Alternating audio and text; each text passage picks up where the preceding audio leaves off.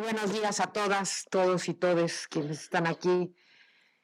en el Instituto de Investigaciones Jurídicas de la UNAM, que tanto quiero y siempre la siento como mi casa.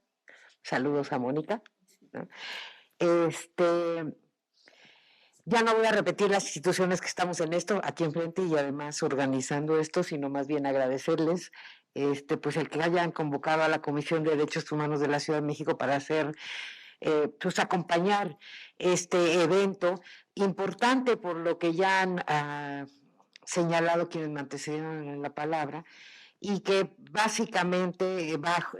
congregar expertas que tienen enfoque de derechos, de interseccionalidad, de género, importantísimos para lo que estamos, lo que se va a tratar aquí. La primera vez que oí Derecho al Porvenir, exactamente se habla de manera institucional, fue recién llegando a la comisión en el 2017, mi primer evento en noviembre, tenía yo 3 días. Fue exactamente un evento donde habían sacado el área de reinserción, que por cierto estaba a cargo de Paola Zavala, que van a tener en una de las mesas, el derecho por venir en general, no nada más para las mujeres. Y era muy interesante la lógica igual de lo que han estado oyendo, y porque cuando hablamos de derecho al porvenir estamos hablando del derecho a la reinserción, ¿no? Y importante también contemplar que no es nada más lo que se incluye o lo que se pretende que sea cuando ya las personas están fuera de los sistemas penitenciarios, sino que se trabajan desde cuando están, y desde la lógica de los derechos humanos nosotros decimos tenemos que entrarle hasta antes exactamente las decisiones judiciales que están provocando, en especial que muchas mujeres estén, no nada más, y ahorita voy a dar los datos, en prisión preventiva, sino también que estén purgando penas pues, por delitos que no requerirían exactamente el encarcelamiento, sino más bien requerirían alternativas comunitarias de trabajo y de otras cosas que permitieran, sobre todo por el papel de las mujeres en la vida familiar y comunitaria, que la sociedad no perdiera tanto exactamente en esas lógicas. Al cierre del 2022 había más de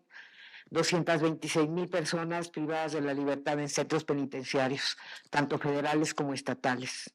De este total, 12,153 personas, es decir, el 5,6% eran mujeres. En el caso de la Ciudad de México, al último dato que tenemos del 2023, el porcentaje era un poquito mayor, era del 6%. Alrededor de 1,532 mujeres estaban en el sistema penitenciario. Si bien todas las personas privadas de la libertad se enfrentan a diversas condiciones estructurales que en su conjunto vulneran e impiden el ejercicio de sus derechos humanos, existen circunstancias específicas que impactan de manera diferenciada a las mujeres y que tienen como efecto perpetuar la violencia institucional en su perjuicio, que impactan no solo las condiciones bajo las cuales viven en los centros penitenciarios, sino en la forma en que las se desarrollan y acceden a la justicia, y en su posibilidad para la reinserción social y en el derecho de la reunificación familiar, entre otros. Ejemplo de lo anterior es que en el 2022 casi la mitad de las mujeres privadas de la libertad no contaban con sentencia, mientras que el 30% de ellas tuvo que esperar 2 años o más para recibirla. En el caso de los hombres, dichas proporciones descendieron al 30% y al 27% respectivamente. Es decir, las mujeres, aun cuando representan un menor porcentaje de la población privada de la libertad, son quienes se enfrentan con mayor frecuencia a instituciones anquilosadas que perpetúan sistemas de discriminación y violencia en su contra. Lo anterior se vuelve especialmente grave cuando las mujeres se encuentran privadas de la libertad bajo figuras como la prisión preventiva oficiosa, declarada inconvencional a partir del caso García Rodríguez y otros versus México, emitida por la Corte Interamericana de Derechos Humanos, en la que ni siquiera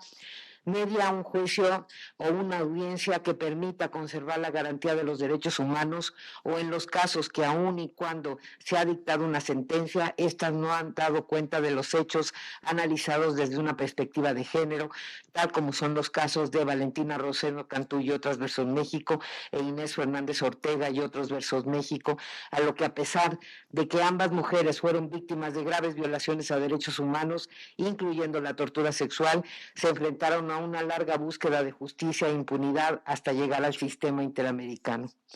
Ante este escenario, durante los últimos 6 años, la Comisión de Derechos Humanos de la Ciudad de México ha emitido al menos 10 instrumentos recomendatorios en los que se acreditan vulneraciones particulares a los derechos humanos de las mujeres que se encuentran privadas de libertad. En todos ellos, la Comisión reconoce que, si bien las estructuras carcelarias han sido pensadas para el control y castigo, en el caso de las mujeres privadas de la libertad, dicho control y castigo adquiere una dimensión aún más grave, porque tiene que ver con reiterar, reafirmar e imponer patrones de conducta e identidad tradicionales de la mujer. Se castiga a las mujeres privadas de la libertad por ser mujeres, por estar privadas de la libertad,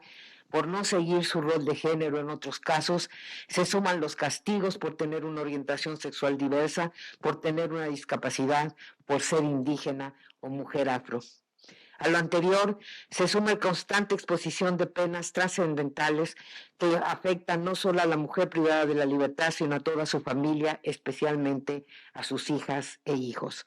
Al cierre del 2022, a nivel nacional, 258 mujeres privadas de la libertad se encontraban embarazadas o en un periodo de lactancia, y había 325 niñas y niños en los centros penitenciarios.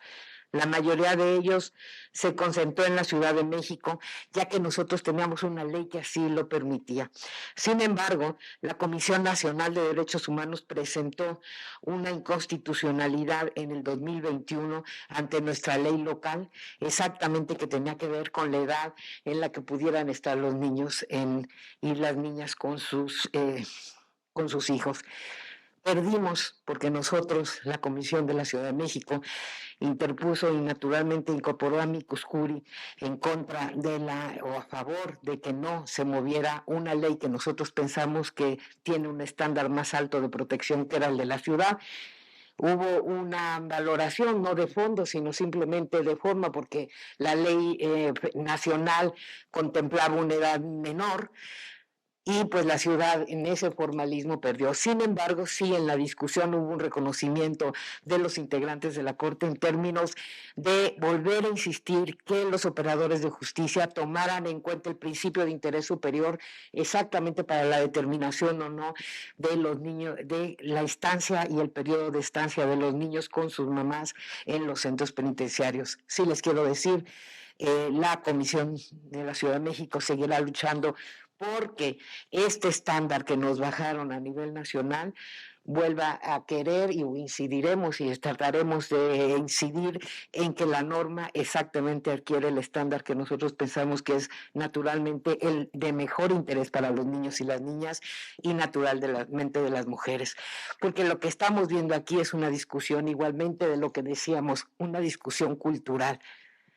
La teoría de la manzana podrida, el planteamiento irregular de que los niños, de que las mujeres que están privadas de su libertad tampoco tienen derecho a ser madres o a ejercer una maternidad amorosa y una crianza positiva, ¿no? Y con eso quitamos la demanda también al Estado con respecto exactamente de lo que se va a discutir hoy, tanto fuera como dentro, y es la responsabilidad que tienen las autoridades y el Estado mexicano de apoyar a todas las mujeres para el ejercicio de su maternidad. Aquí hablamos, y voy a hablar también en este foro, sobre el sistema de cuidados y cómo impacta naturalmente a las mujeres privadas de libertad, tanto las que están en el presente privadas del sexo de libertad, como también las que estuvieron. En esa lógica, pues eso también está en el centro, y me da muchísimo gusto que en el foro también se vaya a tocar este tema. En cuanto a la falta de los estados en la adopción de medidas de protección integral hacia las familias de mujeres privadas de la libertad, así como la falta de políticas públicas que reconozcan la magnitud de los efectos de la privación de la libertad en la vida de las mujeres, quiero traer a la mesa los principios y buenas prácticas sobre la protección de los derechos de las mujeres familiares de personas privadas de la libertad, los principios de Bogotá. Exactamente, la comisión en el mes pasado presentó este documento, que es un documento elaborado por organizaciones, específicamente por Documenta, hace una organización mexicana trabajada con personas en Colombia y en diferentes países de la región, y en donde estos principios están hablando exactamente de los mínimos que tendrían que tener las mujeres y con relación a su papel, ya no ni siquiera que son las mujeres privadas de libertad, sino las que son familiares de personas privadas de la libertad y sus derechos. Tendremos que, como lo ven, aproximarnos a muchísimas aristas y tenemos que una vez más reiterar que los que primero tenemos que pensar que el derecho al porvenir es un derecho para todos, también somos los que estamos coadyuvando en la academia, en la vida social y en todos los espacios alrededor de esto. Bienvenido sea entonces a este foro, muchísima suerte y muchísimas felicidades.